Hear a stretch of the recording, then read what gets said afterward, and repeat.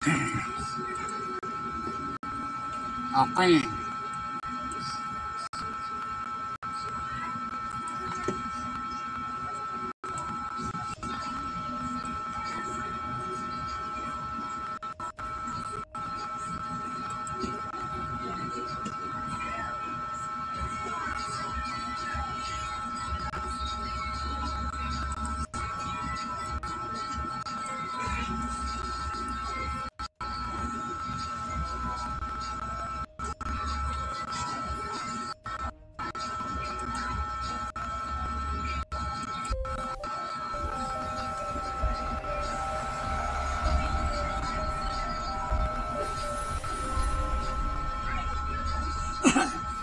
Hello. Hello. Hello.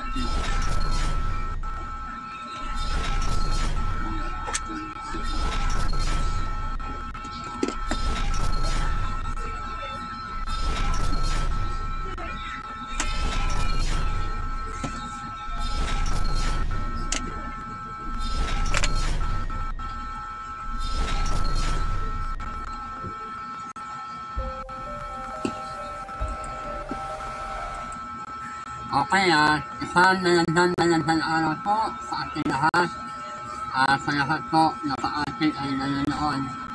Dito po sa ating paglalan and DNTV. So, nalayan po, also, nalang po tayo live na paglalan na DNTV. Dito po kayo noon nalaya para po nakita po ninyo yung ating po na tagtalakay sa salita po na ating tayo Diyos. Kaya kung nanatili po kayo, na kayo po ay sunod dahil. Talang sa lahat, tayo po nala ay nagdadal na isang awin na nakalali.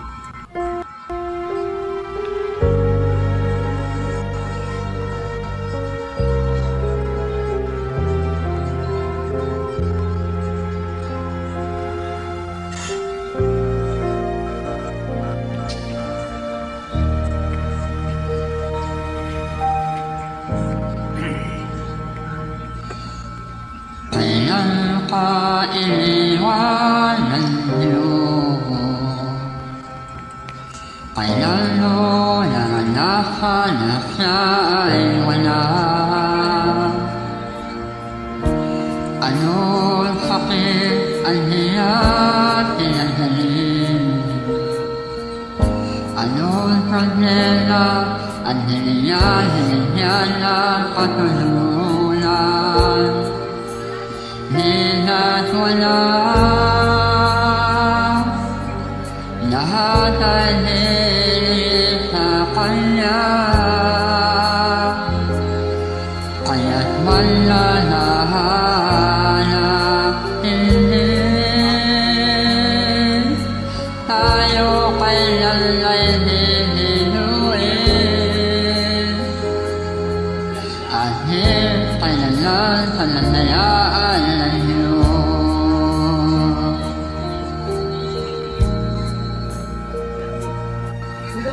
Kailan pa iniwanan niyo?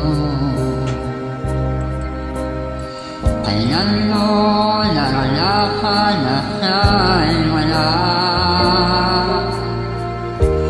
Ano sakit ang hiyat tinanggalin? Anong problema ang niya na patulunan? Hina't wala,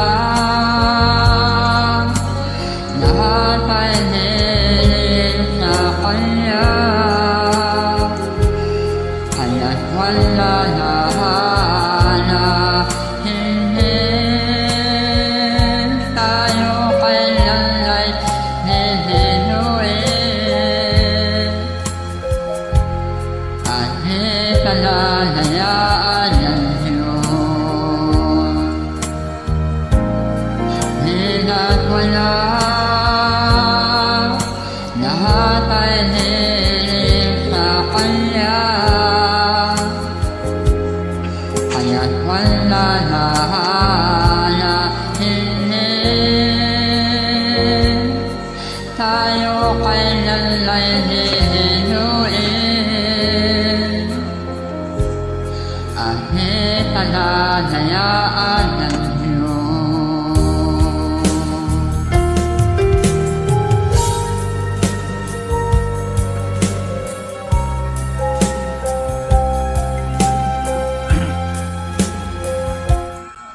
Okay, yan po ang ating awit na ating ginagawa na ating nakanta.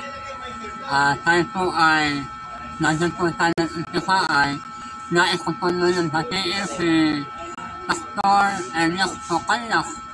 Ayan, sa po ay nanonood ngayon. Tayo po ay nakaline. Pwede po kayong nag-text o kaya magtanong dahil tayo po ay nanan po. Hindi po ito edit. Ito po ay nan. Kaya kung kayo ay nag-text o kaya nagtatanong ay naaaral po kayo, sasagutin ko kayo direkta po kasi tayo ay nakalan po tayo ngayon dito po sa ating channel TV sa LDL TV Network. So ito po yung ating programa na patuloy po araw-araw po ito na ating po ginagawa. Pero ang ating po rin sila, ito po ay kadalasan alas 8 po ng gabi.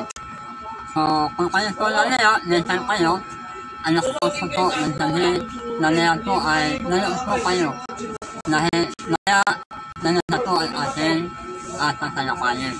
So, ngayon, pag-usapan po natin, yan po nakalagay sa ating screen na ating topic. Ito po, nayan po yung ating pag-uusapan ngayon. Ito po yung tinutukoy na ang palang kakilala sa Panginoon. So, yan po ang ating pag-uusapan. Pero, kung nandun po ang lahat, kung kayo ay may cellphone, meron kayong tablet, meron kayong computer, punta lang po kayo sa aking YouTube channel. I-type lang po yung LDL TV Network. Nakikita po ninyo doon, ako po yun, yung LDL TV. Nasaklan po kayo. O kaya sa dalawa po yan, tatlo. LDL TV, i-type nyo po yung LDL TV. Sa susunod po, nalipapakita ko po yan sa aking programa na 20 po na nalipapakita po, isasakita natin yan. Okay. Dahil po yung textbook ito, ito po yung ating textbook. Nalipapakita ko lang po yan na alas 8. Siyempre, nakalaga po na tayo ay tinitin natin yung daan ba kahalaga na nakilala natin yung tunay ng Diyos. Kasi lalo sa panahon natin, na sila ay naniniwala na sila ay okay na. Hindi na nakalaga sa kanila kung hindi nila tiyak na kilala nila sa kanya ang lahalaga, sila po ay sulasanda. Pero kaya hindi po gayon ang naging pananaw po natin. Dapat, tiyakin po natin kung talaga ba nakikilala natin ang Panginoon Diyos. Kaya ang pag-uusapan po natin ay ang tanang pagkilala at ang tanang paglilingkod sa Diyos. Tandaan po natin, hindi ko po ito itinuturo na hindi po lahat ng paglilingkod na ginagawa ng tao sa ating Panginoon Diyos. Ito po ay tinatanggap ng hindi po. Kaya dapat tiyakin po natin. Kasi kung tayo ay naniniwala lang tayo, nasa tayo ay kunakanda natin, pusunta na sa kanayin. Hindi po gano'n. Nandala sa ating panahon, narami po ang nagpastor na ang itinuturo na nila na sa ikaw ay naniwala, okay na. Nasa ikaw ay sumasanda, okay na yun. Nasa ikaw ay nagpapatuloy, okay na yun. Ganun kadalasan yung itinuturo na karamihan ng pastor. Yung itinuturo ni Tablo na kadalasan niya na itinuturo dito to sa Genesis 1:8 ay ito po, dapat ito ay isinigdiin natin ito sa bawat tao, sa bawat miyembro natin na hindi po lahat na kinikilala sa ating Panginoon Diyos ay kinikilala din ang ating Panginoon. Ito po ang content. Dala sa ulo-oso. Talata oso. Dasatuan, pahinat kami, o isang anghel. Isang anghel na mula sa langit ang nayara sa inyo. Ng anulang ebanghelyo na iba sa amin itinatayara sa inyo ay nataklan. Ano sanditan nyo? Ang sanditan nyo, kahit sa isang anghel na galing doon sa itaas, ang natutuwa sa salita ng Diyos, ang nayayaran sa salita ng Diyos, ang tatayo sa inyong harapan, kahit kaya ay anghel. Pero kung ang kanyang dalang turo, dalang aral, ay hindi naman nakatanda o hindi nakaayon dito sa salita ng Diyos, ang salita ng Diyos ay nataklan. Kaya hindi ko nasihan na katalkaan tao ay sinasantalataya ng Panginoon, naniniwala ng Panginoon, ay ito ay tinatanggap na ng Panginoon, hindi po. Yan, dapat po natin na naging nalinaw po sa atin yan, na hindi po lahat na sinasanda, hindi lahat na naniniwala sa ating Panginoon, kahit aktibo ka sa, kahit kasatay sa autorin, hindi tinatanggap na Diyos. Katandali ang nataniwalaan na tao. Nandiyo ko na po itinuturo dito sa ating kontrana, kasi ako ay nag-uumpisa yung Latino 7, nandiyo ko na itinapaalala. Nandiyo ako tutunta doon sa talaga aking tatip. Nakanto natin yung Latino 7, ang talata ay 21. Ito nandiyo ko itong sinasasa kasi ang Panginoon, Yesu Cristo, at lahat ng apostol, ang sila ay natuturo, dahil turo paalala at nagdala. Sabi ng Panginoon, nag-ingat kayo sa Mateo 24, talata 4. Nag-ingat kayo na huwag kayong nainigaw ni Yunan. Kaya, nag-ingat daw kayo na huwag kayong nainigaw ni Yunan. Bakit kaya ang naatuturo? Sa tuwing sila ay natuturo, kahit ang ating Panginoon sa Kristo, sa tuwing sila ay nagtatahayan na salita na ang nanding paalala, nanding diniditiwa salita ng ating Panginoon sa Kristo, at lahat ng natutuin niya ay puro paalala, puro dadala. Dahil hindi lahat ng nagtatakilala sila ang lingkod ng Panginoon ay totoo. Kadalasan, nararamdaman teke, ginagawa ng kapakitaan yung ministry.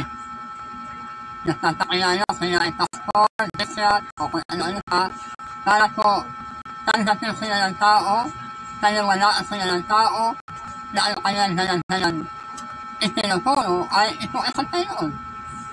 Kung ganun po ang ginagawa ng mga taon, hindi na natutuon, lingkod na ating Panginoon. Kaya narami po ang nila nananaya, naraming tao ang napapaniwala, nahihikayat dahil doon sa kanilang pagtatakilala. Ngayon, ang dito ng Panginoon, nag-ingat kayo na huwag kayong nainigaw ni Yunan.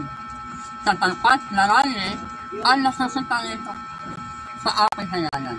Nalaya po, titignan po natin yung tamang pagkakilala sa Panginoon. At yung tamang panlilin po sa Panginoon. Nakikita po nila ito. Kasi nakakakala ninyo, kung kayo ay may sundahan, meron kayo inaatilan, kayo ay sunakandala sa Panginoon. Pero ang hindi ninyo alam, yung tayo sinasanda ninyo ay demonyo. Demonyo. Bakit? Kasi ang demonyo, ito ay naling aral. Wrong doctrine. Naling doctrine. At yung tamang aral, yung katotohanan, ito ay sa Jesus Christ, yung ating Panginoon. Kaya, takal mali ang aral, mali ang turo, hindi nakaayon sa Biblia, ang sinakanta ng tao, demonyo. Nandun nakakita na kalita kasi totoo naman yun. Takal tama ang aral, tama ang doktrina, ang sinakanta nila ay kasi ang Diyos, sabihin kung ako ang daan, ako ang katotohanan, at ako ang buhay. Kung hindi kasi, takaan na puntahan ng tao, ay yung tanang aral, tanang doktrina, iisa na ang sinakanta nila. Iisa na ang kanilang sinakanta. Walang iba kundi ang tunay na ating Panginoon sa Kristo. Pero, kung mali ang aral sa sundahan, mali ang ituro ng pastor, mali ang kanilang tatakaran sa noon na kanilang gawain, ito ay hindi ang Diyos ang kanilang sinakanta, kundi ang demonyo. Kasi ang demonyo ang ibig sabihin ay maling aral. Kasi akala nila ang demonyo ito ay meron kulay. Hindi po. Ang demonyo na nakukunwala anghel yan, anghel ng kaliwanagan. Nagtutulong din na salita ng Diyos. Kaya nagdilandalit ang salita ng Diyos para sila ay kulita sa kaperahan, kulita ng pera, na ano sila yun, kung meron ka ano, na-discarte sila. Alam nila kung saan ginawa ng pera. Kasi ang pinanlilikuran nila, hindi naman talaga ang Diyos. Ang kanilang pinanlilikuran, yung kanilang sarili katrisuhan. Hindi talaga ang Diyos. Kaya sila nakasitan, nawalan activities, natin na natin kanya politiko, na nakalita ang tataluin, at ang salitain ay ang nasakto, pero ang tataluin ng politiko. Nakita ko na yun. Kasi hindi naman to sila nanliliko sa ating Panginoon Diyos, kundi sila to ay nanliliko naman doon sa kanilang sariling interest. Yun po ang katotohanan. Okay, ito to, tatalakayin po natin ito, pero nandiyan muna tayo ng tatalaktas. Sa karaan po ng tatalaktas, tayo po ay nandiyan. Kung po kayo aalis, ito po ang tatalaktas natin.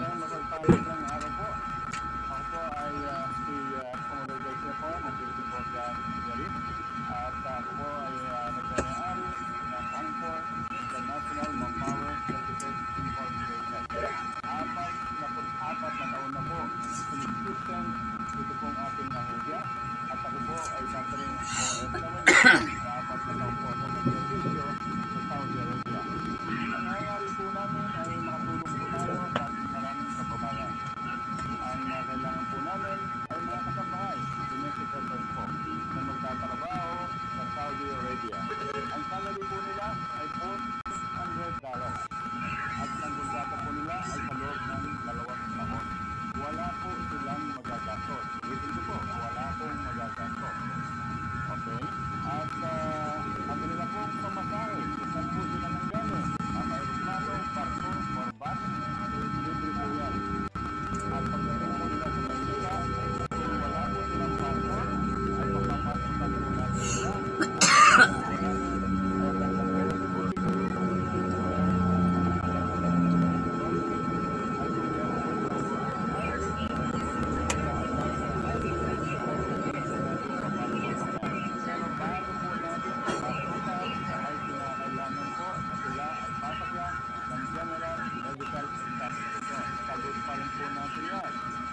Sila po yung pumasa na. At meron na po silang passport, pumasa na po sa medical, authorizing. At kapag sila po ay pumasa na sa medical, meron na po passport. Dito po sa Manila, wala po silang problema. Napakaganda ho ng aming pagkukulto. Naka-aircon pa po sila. At hindi po, wala hong tukuhan po ito. Legal na legal po ito. Okay? At kami na po ang bahala sa lahat. Wala ko kayong dapat ikabahala. Tulitin ko po. Ito ay isang legal na pamamaraan upang tayo po makatulong sa marami po namin kababayan. Kung kayo po magiging agent ng aming pong opisina, isa lang ho ang aming hangarin dito ang tayo Kaya kababayan, kasigit na lang po ay dapat magkakatiwalaan. Kasi policy po namin dito, number 1, be always honest. Maraming salamat po.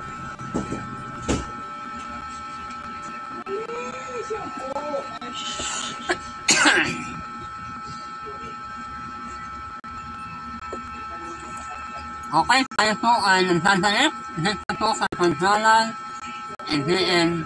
Kasi kayo po ay nanonood sa ating kontrola na ito po ay araw-araw po natin ginagawa ko kayo po ay nanakataluyan ay natanong po kayo, andyan po yung ating number.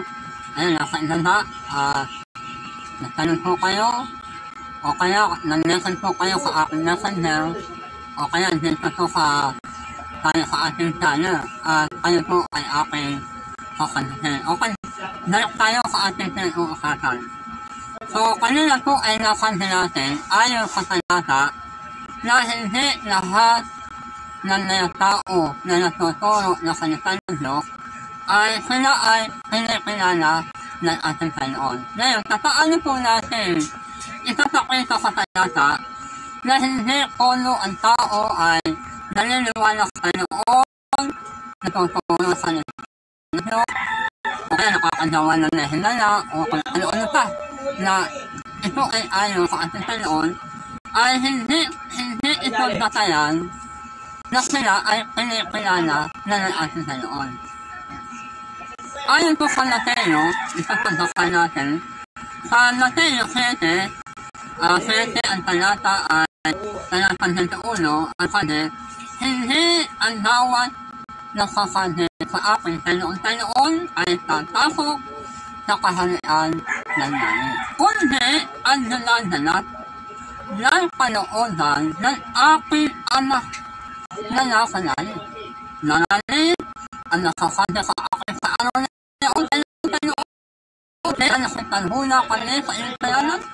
At sa kayanan nun, na yung panayos kami ng nandinolonyo. At sa kayanan nun, nasindawa kami ng jawan na namin nakapanayahan.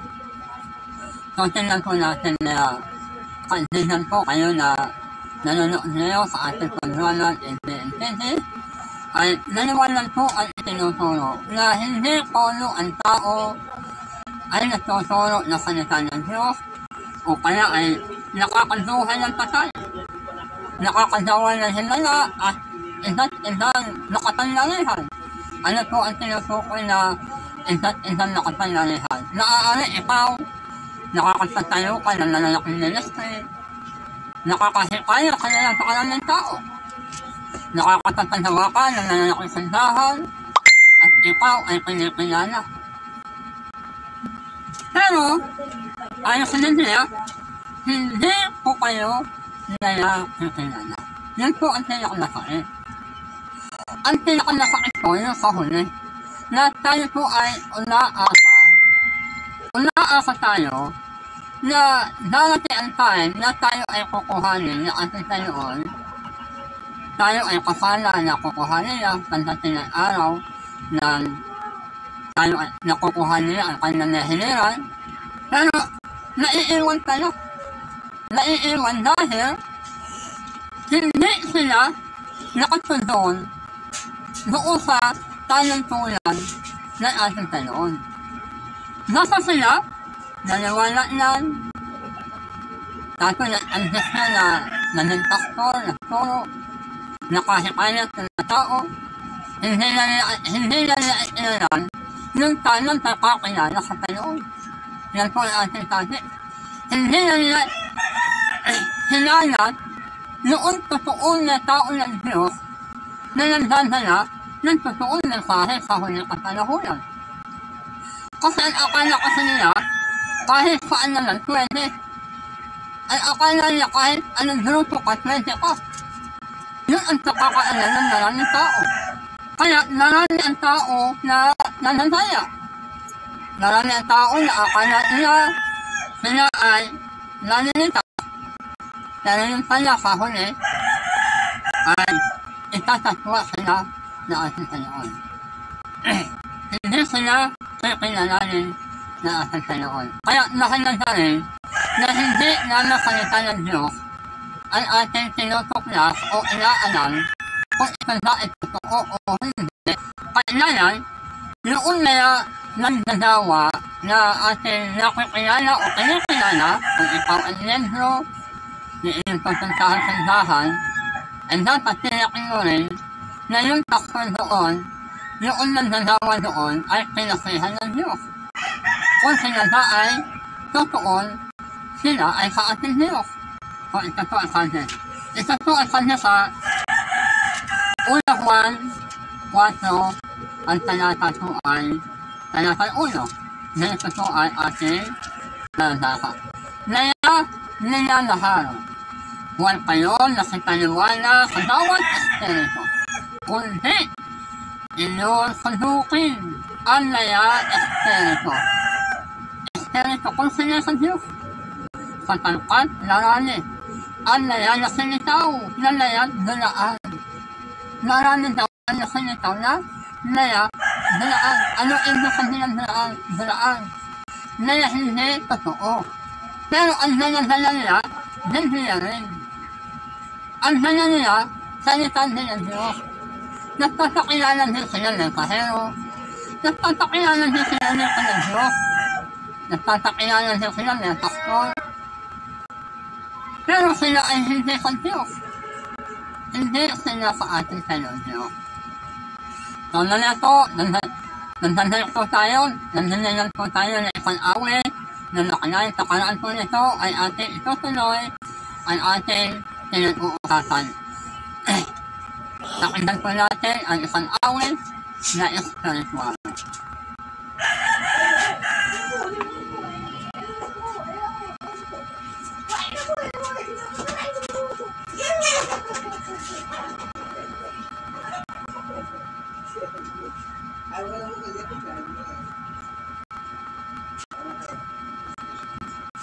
Sarayin mo na.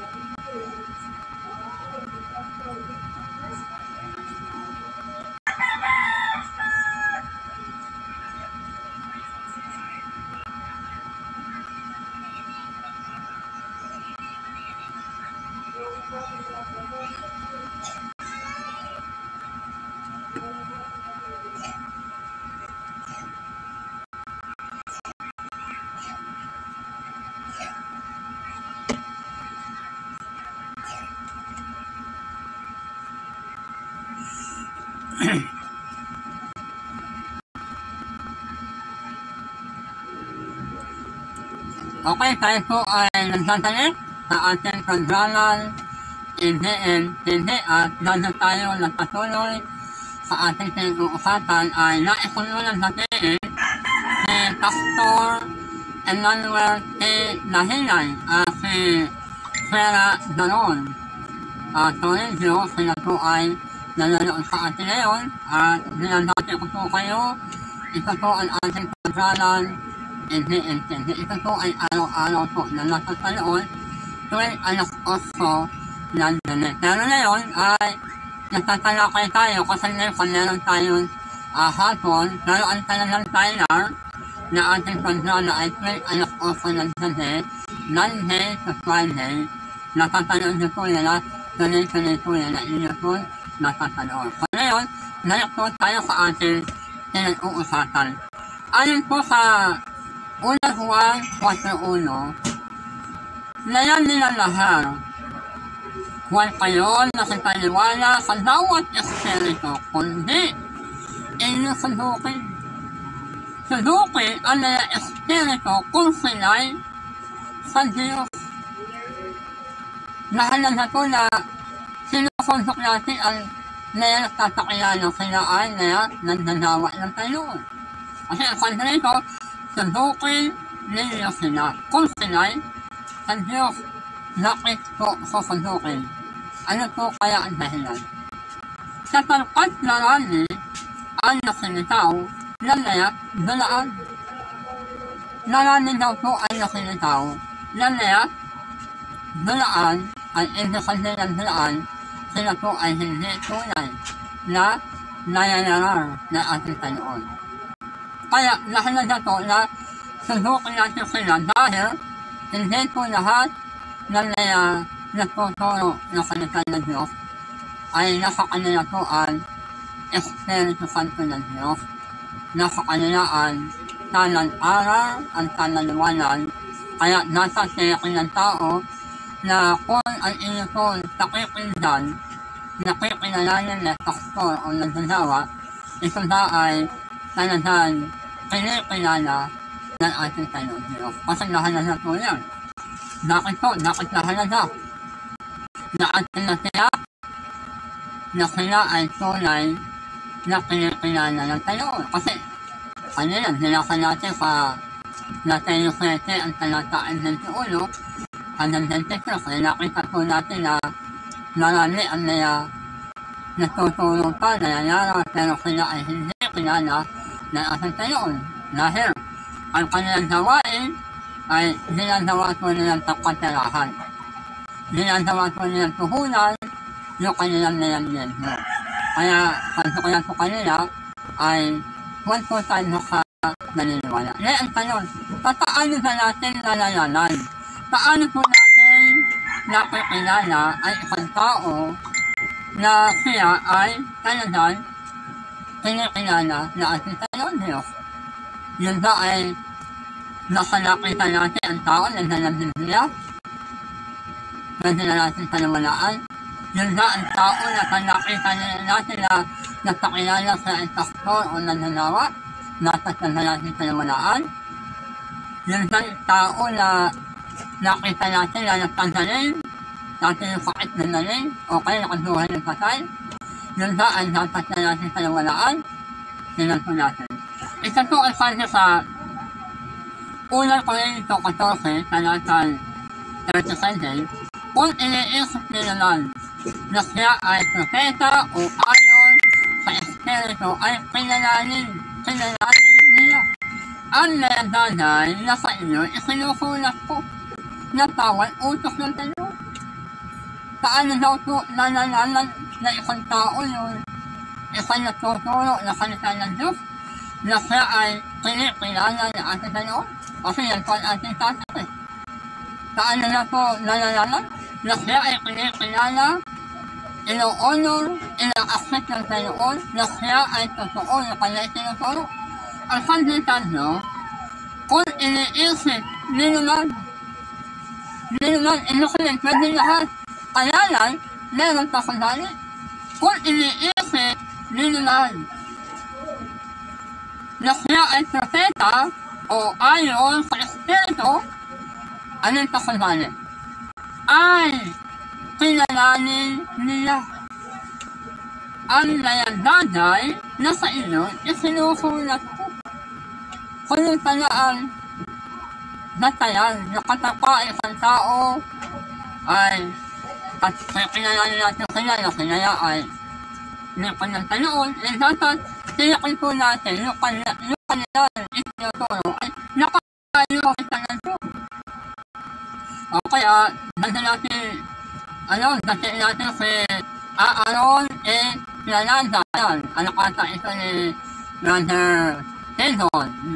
Tendon, anak niya ito, o kapatid.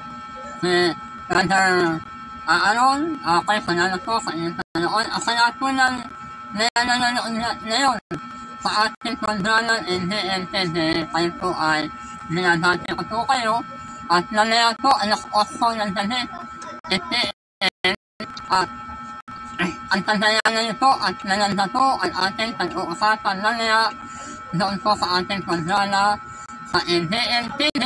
Tayo po ay live na napapanood doon Pilipinas at nandun sa inang pa at isa po ang hintilan na kayo po ay nakakapagsundan sa ating kondrala live broadcast po. Kaya kung kayo po ay nakataluyan, ayan, nandyan po ang ating lolo, yung sa number, nakaaari po kayo nagsak sa akin. Direct po yan. Tayo po ay nakalan, kakonsultin ko po kayo, direct na po, kung kayo nakataluyan, o kung kayo ay nag-text sa ating textbook account o messenger, ay kayo po ay akin sasagutin ayon po sa inyong nakataluyan. Okay, patuloy po tayo. Ang Sanditanyo, kung iniisip nila na siya ay propeta o ayon sa Espiritu, ay pinanalin niya ang nayandaday na sa inyo ay isinusulat ko. Nakita po niyo, pinanalin ang nayandaday na sa inyo ay aking isinusulat na tawag utos ng ating Panginoon. Kaya, hindi ko natakilala sa ang nagdadawa sa ang pastor sa ang tanatantoro ng salita ng Diyos, dapat na pananiwala. Lahat ng dato yung aral. Kasi yung aral ko, yung doktrina, yung tanang paniniwala, doon po tayo nakakaroon na kalintasan. Hindi ko yung sama-sama na tayo, kaya sa kung nakita natin lalaki sandahan, aircon, kontortante tayo, hindi gano'n. Ang titingnan po natin ay yung aral ng doktrina na itinuturo doon. Kasi, ang tinutuntahan ng sandahan, hindi na po ang salita ng Diyos na susunod, kundi yung pastor na naroon na inyong pinapaniwalaan, yun na po ang nasusunod. Katanto ang isang pastor, sila po ang nasusunod sa noon na sandahan at hindi na po ang salita ng Diyos, ang tao to, sinasandala to sa tao. Ang sinasandala nila, ang tinanilipunan nila ay yung tao na hindi na ang Panginoon Diyos. Dahil kasi ang salitang tansanda, ito ay tanilipon. Sa isang salita, tantanila, tansunod. Kaya, kataka ay isang pastor, lali na po yung kanyang tinutulo o yung way na kanyang tutuntahan. Kayo ay patuloy doon na susunod, ang sinasandala po ninyo ay inyong tinanilikuran. Hindi na po ang Diyos, kundi yung tao na, yung pastor na yun. Tignan po natin. Ito po ang Sanditanyo 1:25. Sapagkat pinalitan nila ang katotohanan ng Diyos ng kasinuyan niya at sila'y nasasanda at nananilkod sa nilalang kaysa sa nilalang na siyang pinupuri ng takay-lansanan. Ano po ang kandisan nyo? Ang tao daw ay nanlilkod niya sa nilalang. Sino po ang tinutukoy na nilalang? Na tao ito. Na natatakilala sila rin ang nananawa. Na takpo ng Diyos. Na sila po ang nakukulod, hindi na po ang salita ng Diyos. Sila na po ang absolute. Ang lalaki na sandahan. Ang lalaki na kanilang-arian. Pero sila ang nakukulod. Kapag ikaw ay kulunta, sasitain ka, tanda ka. Hindi na itong pag-uusapan nila. Automatic tanda ka. Kasi sila ang may-ari nun. Sila ang nakukulod. Kaya saka sila ang sandahan na kung sitakakala niya, tanda kaya, sasitain kaya, tandaan natin, hindi na po yan sa Diyos. Hindi na po ang salita ng Diyos, ang umiiran yan. Ang salit po sa niya, kung ating titinagin niya, ano man pagkasunduan ng tao sa lupa ay pagkakasunduan sa langit. Pagkakasunduan. Kaya hindi po basta na kahit nakaroon na alitan o ano pa lang, sisitain na, tapos, sila hindi. Nakakaroon po ito ng sanlilis. Kaya karamihan ng sandahan na yun, yung sandahan nakataya sa pastor. Nakatayanan ang lupa sa pastor. Hindi na po sa sandahan nakatayanan. Hindi na po sa iglesia o kongregasyon nakatayanan. Kundi karamihan ng sandahan na yun, itinatayana sa tayanan ng pastor. Kaya ang nangyayari, yung sandahan, tan-aari ng pastor. Kaya sila ang nakusunod.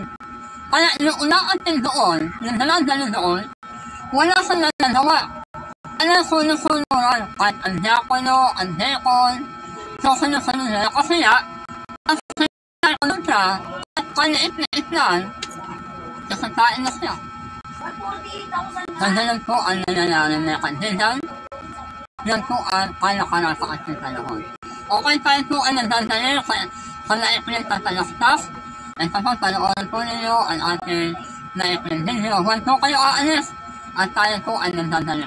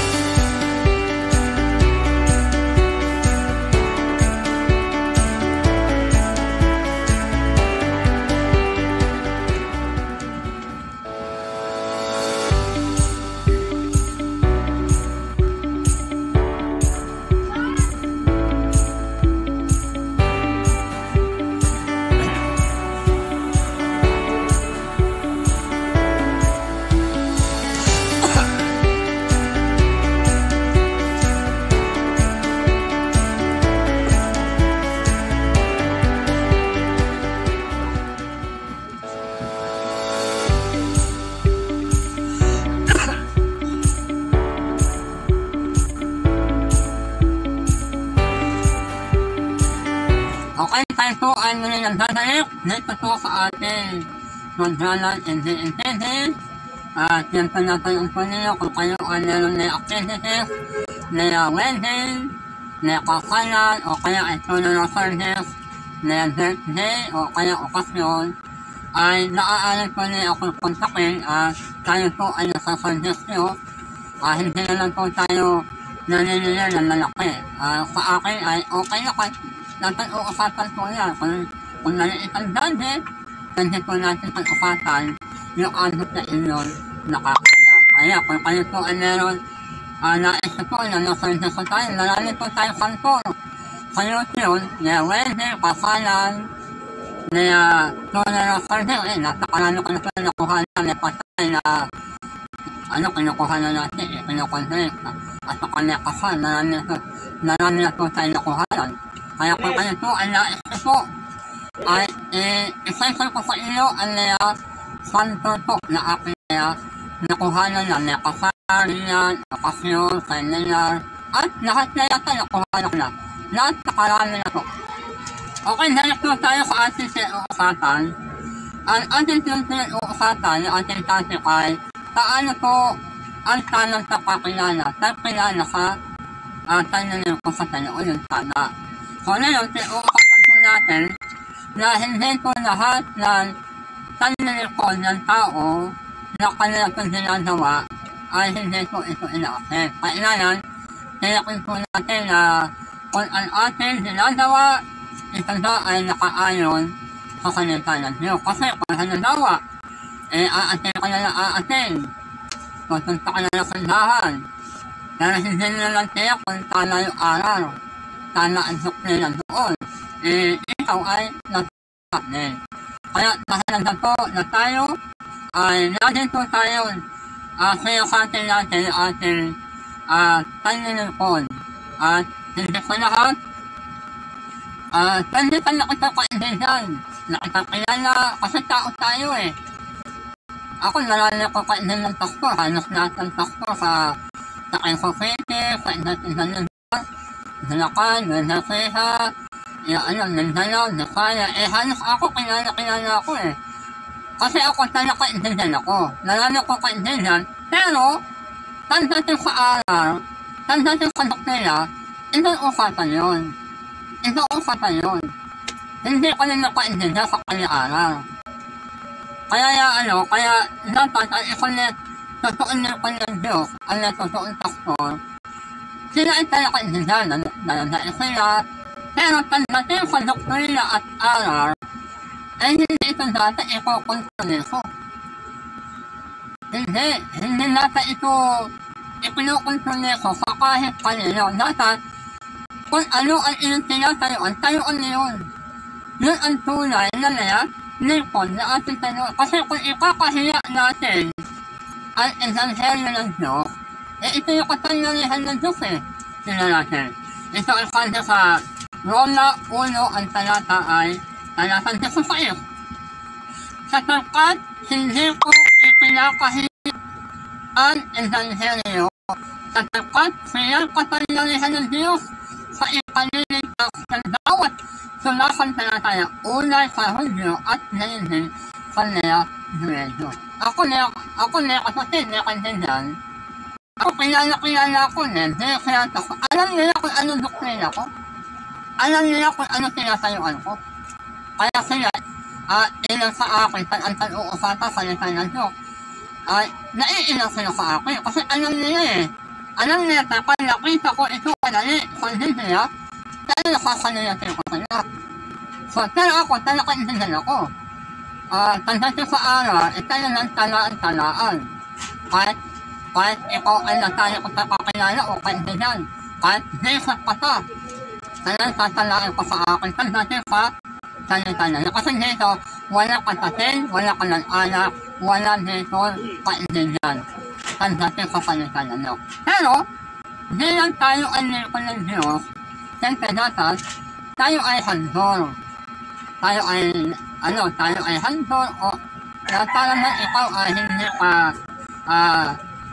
yung tao na kaya ikaw ay ikaw ay nalawak ka kaalaman mo, pero ang tingin sa'yo ay para ka nananaliin. Kaya nandudulas sila na ikaw tayo ay puno ng kaalaman. So, dahil po tayo nakasasin.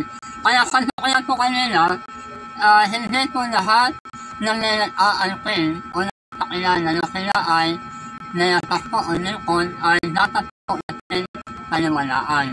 Hindi po gano'n. Okay, siguro po, hanagin po at po tayo ng lukas. Lalaya po, iniinditahan ko po kayo, alas 8, FPL, oras na. 10:30 pa na. Lalaya po, FPL. Ngayon po tayo kontralan alas 8 ng gabi. Monday to Friday, ito po ay iyon napagkanoon. At tayo po ay nagawa ka sayon sa isang awit at tayo po ay nagawa ka sa po. Awit, ito po isang awit at pagkatapos nito, tayo po ay nag-e-end na. Okay, at nalalakalala po sa lahat na nanoon. At kung kayo po ay nagtanong, wala na tanong eh. Ayan, tinan ko, nakanay na tanong. Okay, wala po na tanong, kaya na tanong. Kayo po ay aking sasagutin. Okay, sinadati ko sa si Dr. Alonis Alice, okay. Ikaw ay nanonood. Na ano na ako, nakakalin. Okay, kaya po, ayan, maraming sa ating nanonood ngayon. At nanaya po, inaanyayahan ko kayo, alas 8 ng gabi, sa ating pansala NTNTV. Kung kayo po ay nakatanungan, ay natanong po kayo nanaya po gabi. Okay, ito po yung awit. Larawan ko pa na ginawa ko, larawan ng Diyos. Okay. Nililis, pinalita ko po yan, at ako na rin po ang una-awit. Okay.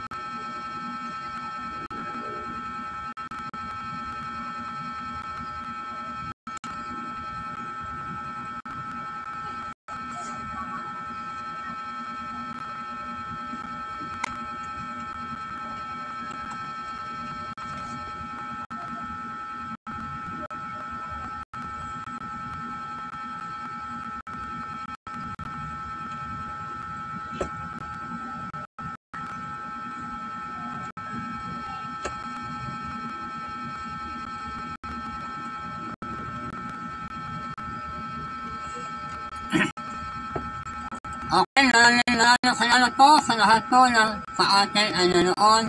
Dito po sa pagdolot, hindi intindi at kayo po ay aking pinakasalamatan. At tanan ni the Lord.